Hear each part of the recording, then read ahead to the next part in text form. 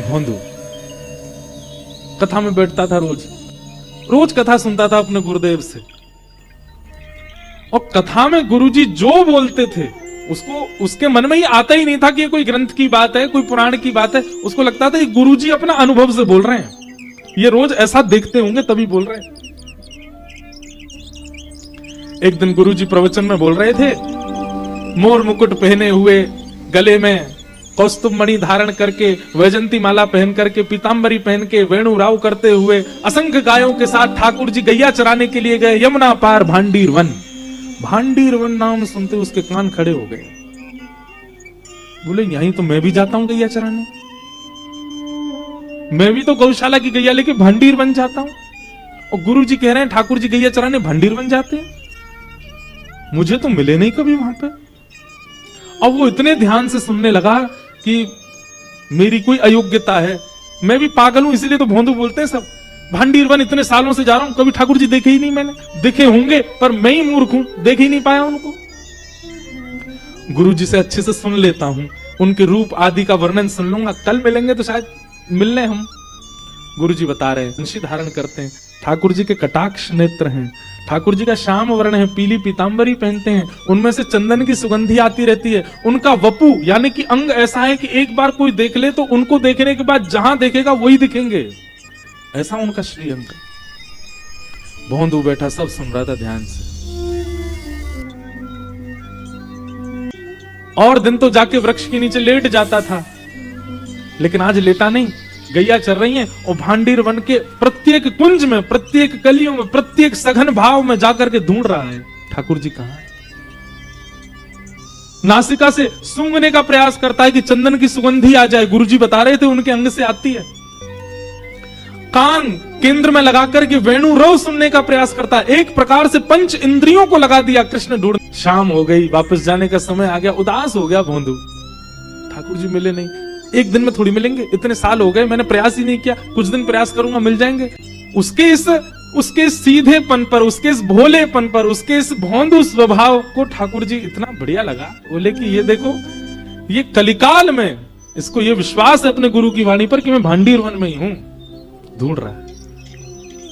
और ढूंढते ढूंढते तभी क्या देखता है, असंख्य गायों का समूह सामने से आ रहा है, और वे गाय जैसे ही थोड़ी थोड़ी विलग हुई, नील वर्ण के, श्याम वर्ण के श्री ठाकुर जी और पीत वर्ण की पोशाक पहन रखी है, काली कमरी डाल रखी है, गले में वैजंती माला है, बांकी अदा से चल रहे हैं, घुंघराले केश हैं, कटाक्ष नेत्र हैं, धीमे धीमे अधरों पर वंशी धारण कर लेते हैं, कभी गैया के गले में गलवैया डाल लेते हैं, पद्मराग के कंगन ऐसे चमक रहे हैं ठाकुर जी के, मुस्काते हैं तो महाराज देख करके मूर्छा सी होने लग जाए।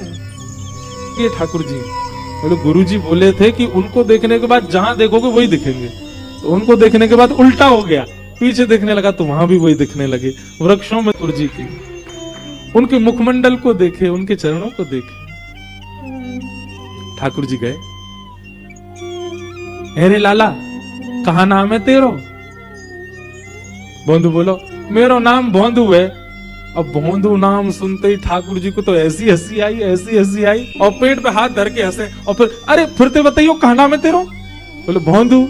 भोंदू सुन के ठाकुर जी फिर हंसे, और महाराज हंसते हंसते ठाकुर जी ने उसको हृदय से लगा लिया। अब ठाकुर जी ने तो सहज ही हृदय से लगाया, स्पर्श पाते ही भोंदू के रोम रोम रोम रोम आनंदित हो गए, नेत्रों से अविरल अश्रुधार गिरने लगे। ठाकुर जी के अंग की श्री कांति की सुगंधी लेकर के भोंदू विचलित सा हो गया। थोड़ी देर के लिए उसको पता नहीं चले मैं क्या, कहां हूं, कौन हूं, क्या हूं, सुध-बुध सब खो गया। भैया तेरा नाम में बहुत जोर का लगा, एक काम कर, तू मेरा मित्र बन जा। भोंदू बोले, मैं योग्य हूं, मैं अधिकारी हूं इतना?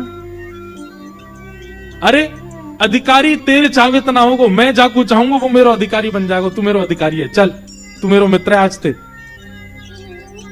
बहुत खुश हो गया भोंदू। भोंदू बिल्कुल भी लाग लपेट कुछ नहीं, वो बहुत सहज है क्योंकि उसको आता ही नहीं है। ठाकुर जी के बगल में अपनी स्वाफी बिछा दी, बोले बैठ जाओ यहाँ पे। ठाकुर जी बैठ गए। ठाकुर जी बोले, अरे कछु भोजन पानी की व्यवस्था है तो पे कि ना है? भोंदू बोलो, हाँ 2 टिक्कर लाया हूं, गुड़ के संग खावे। ठाकुर जी जल्दी खोल। टिक्कर खोले, एक ठाकुर जी को दे दियो। अब हम लोग होते क्या करते, दोनों ठाकुर जी को देते, तो भोंदू नहीं, एक ही दिया ठाकुर जी को, एक अपने पास रखा है। ठाकुर जी उसकी सहजता पे मोहित हो रहे हैं। बोले कोई लाग लपेट नहीं है इसमें, खुद भी तो भूखा है बेचारा। ठाकुर जी को जय जय यार पालो, जे मेरो मैं पालो। ठाकुर जी बोले खेलूं यहाँ के संग, जल्दी जल्दी रोटी पाके, मुंह को तो भूख लग रही है और दे। बंधु बोलो लो आधी ले लो, यहाँ मैं ते आधी मैं पालूंगा। ठाकुर जी बोले अभी भी पूरी नहीं दे रहा है। ठाकुर जी झट पा लियो और भोंदू ने मुख से लगाया, एक एक एक कवल पाया। ठाकुर जी ने बाकी हाथ ही छीन लो, ला दे मुख भूख लग रही है। जय जय जी तो गलत बात है, आप अपनी मैया से कह करो ना भोजन दे के भेजे करे। जब वन में आओ, गैया चरावे आओ तो मैया को ध्यान रखना चाहिए, हमें भूखो रहेगो। उसकी इस बातों पर ठाकुर जी बोले ये कितना सरल है, कितना सहज है, इसको कोई नहीं कुछ नहीं पता है कि ठाकुर जी के प्रति क्या भाव होता है। कल ते मुझको दुगनो लानो पड़ेगा, क्योंकि आप तो मेरे पा जाओगे। गुरु जी वैसे एक दिन कथा में कह तो रहे, कहा ठाकुर जी बोले क्या कह रहे गुरु जी? और गुरु जी कह तो रहे कि आप बहुत पेटू तो हो, 8 बार भोजन लगाता है मंदिर में, 8 बार भोग लगता है आपका। ठाकुर जी इतने प्रसन्न हो गए भोंदू पर। और जगह तो व्यक्ति पूछता है कि ठाकुर जी के दर्शन कब होंगे, पर आज ठाकुर जी कह रहे हैं भोंदू कल कब आवेगा तू? मैं तो जैसे जैसे सूर्य ऊपर आ जाए बिल्कुल वही समय आ जाऊं, वही समय आऊं जैसे मैं। ठाकुर जी बोले ठीक है भोंदू चलोगे। दूसरे दिन पूरी रसोई की सामग्री इकट्ठी करने लगा। बोले भूखो छोड़ दें, कल भी भूखे ही रह गए, या को मतलब उनकी खुराक ज्यादा, मैं तो अपनी 2 रोटी को कोटा ले चलूं, उनके पास दुगनो ले जाऊंगा। किसी ने कहा भोंदू इतने वर्षन थे तो तू सहज ही जातो, अब इतने सामग्री क्यों लेके जा रहा है? भोंदू के मुख से निकला ठाकुर जी आमे वहां पे, उन्हें भूख लगे, यशोदा मैया के जो धर के ही ना भेजे, कल मेरी रोटी खा के मौतें छीन के खा गए मेरे थे, भूखो ही रहो मैं, या मैं ले जा रहा हूं। अच्छा अब ये बात इतनी बड़ी क्यों हो गई? क्योंकि भोंदू से झूठ बोलना नहीं आता है। गुरुदेव गए भोंदू के पास, भोंदू कौन आते हैं? गुरुदेव आप जिनकी कथा सुनाते हैं ना वही आते हैं, ऐसा मुकुट पहन के आते हैं गुरुजी। आपने कहा था ना कर्णयो कर्णकारम, कान 2 हैं कुंडल एक ही पहनते हैं, आए थे एक ही कुंडल पहन के आते हैं। वही जयंतीम चमाला। और गुरुजी मैं कहा बताऊं, उनने जादना मुंह को अपने अंग से लगायो। वादना तो गुरुजी जन पता नहीं, ऐसा लगे कि धरती है ही नहीं, मैं आकाश में उड़ रहा हूं। उनके तन की सुगंधी गुरुजी ऐसी, उनको स्पर्श ऐसा, ये जो जो लक्षण भोंदू बता रहा था, सामने बैठे गुरुदेव के नेत्र बंद हो गए। बोले कि इसको भगवत दर्शन हो चुका है। गुरुजी बोले तूने कितने दिन से मिल रहा है ठाकुर जी से? बोले 4 दिन हो गए। तूने पहले क्यों नहीं बताया?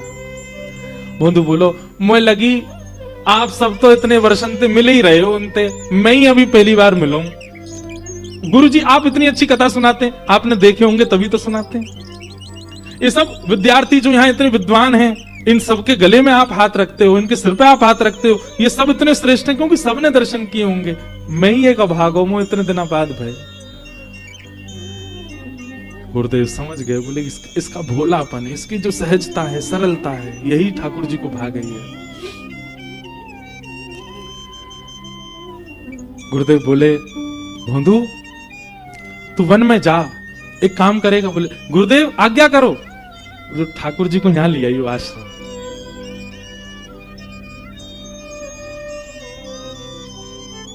भोंदू तो इतना आनंदित हो गया कि अपने संपूर्ण जीवन काल में पहली बार गुरुदेव ने मुझे कोई आज्ञा करी है, और ये भी अगर मैं पूरी नहीं कर पाया तो धिक्कार है मेरे जीवन को।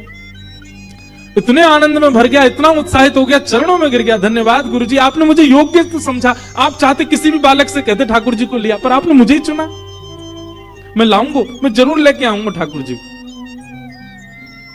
निकल पड़ा। आज भोंदू का उद्देश्य कुछ और नहीं है, ठाकुर जी को ले जाना है। जैसे ही पहुंचा, ठाकुर जी प्रतीक्षा कर रहे थे।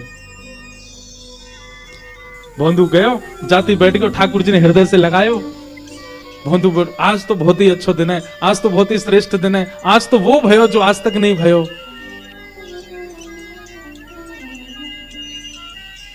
ठाकुर जी बोले सब बात बात में करेंगे, पहले रोटी खोल। भोंदू ने रोटी खोल दी। आज तो इतनी सारी लेके आयो। ठाकुर जी के सामने 4-5 रोटी धर बोले भल लो, खूब प्रेम से पालो और नेकात बचे हो जाए ना, आपके जो सखा वखा उनको खवाई दी हैं, ले और ये 2 मेरी हैं, इन्हें मेरे पास ही रहन दी हो। ठाकुर जी प्रेम से पान लगे। भोंदू धीरे से बोलो जय जय, आज एक काम करेंगे। बोले कहा, हमारे गुरुजी को पता लग गया कि आप मुझ को मिले हो, उनने मुझ को आज्ञा दी है कि आप मेरे संग आश्रम चलो, आप चलेंगे ना? ठाकुर जी रोटी पाते पाते बोले, देख भोंदू, तू हमारा मित्र है, हम तेरे मित्र हैं, जो बीच में गुरुजी मत लेके आवे, मना कर दे उनते, मैं मान आ जाऊंगा, बस तोय मिलूंगा, तोय देखूंगा, तेरे संग हमारो नातो और कोई तो हमारो नातो नहीं।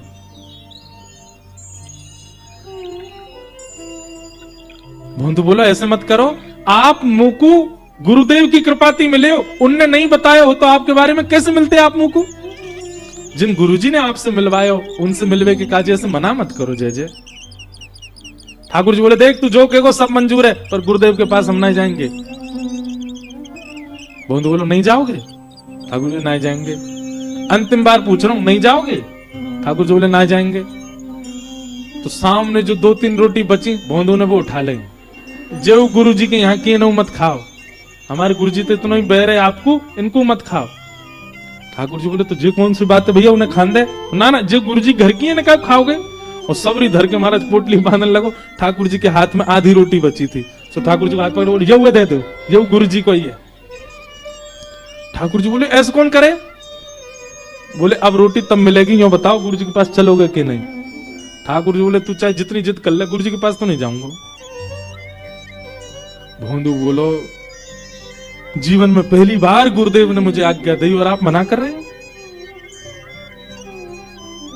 ठीक है जय जय, आज से एक बात और सुनो, जो मित्रता 4 दिन पहले आपने बनाई, मैं वह तोड़ रहा हूं आज, आपसे मेरा कोई संबंध नहीं। और सुनो, ये अपनी गैया ने लेके वहां पल्लंग जाए करो, वहीं चराई करो। अगर ये यहाँ बाड़े में आ गई, इन्हें लेके आश्रम चलो जाऊंगा, तुम नहीं जाओगे तो गैया ने ले जाऊंगा।